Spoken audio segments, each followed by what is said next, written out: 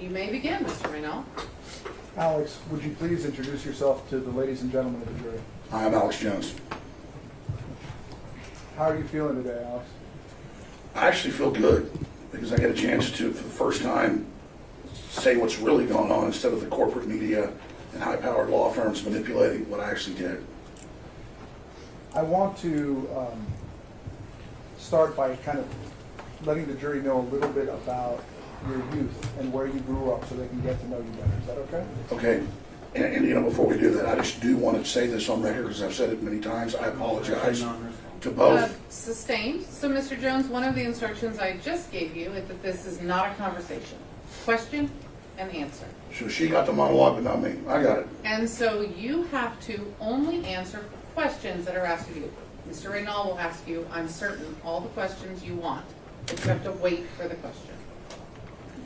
You may proceed. Mr. Jones, have you been wanting to apologize to the plaintiffs in this case for a long time? Yes.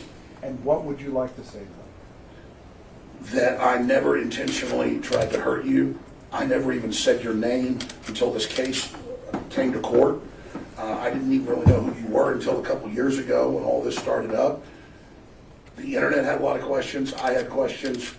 And over that 6-7 year period before I got sued, or 6-year period, it's clear you can see the whole progression of us, the few times we covered it, trying to actually find out what happened. And that's really been my big frustration, is that the people have said that I'm personally trying to hurt them or coming after them when I question every big event, and a lot of times it turns out that we've not been told the truth.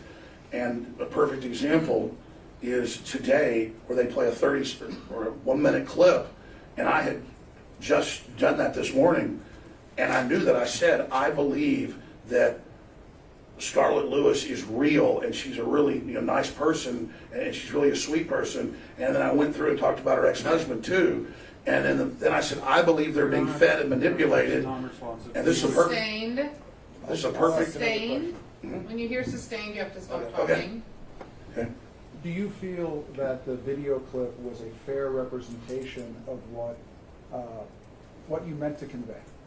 No, it had the front and back. No. Okay, and why wasn't it fair? Because it had the front and back cut off of it to totally misrepresent the apology at the end and at the first, where I said, I believe she's a real person and lost her child. So someone edited that and then showed it to her, and then they brought it in here and played it to show it to you. And I think you should ask to see the full segment. All right. So now that we've got that out of the way, I want to ask you some questions about where you grew up and how you came to have your business. Can you let us know where are you from in Texas originally? I first was born in Dallas, then I grew up in a suburb of Dallas called Rockwell. And how old were you when you moved to Austin? 16. And can you tell the members of the jury why your family relocated to Austin? My dad sold his dental practice, and there was too much crime in Dallas, and Austin was a safer city. Were you still in high school when you moved? Yes.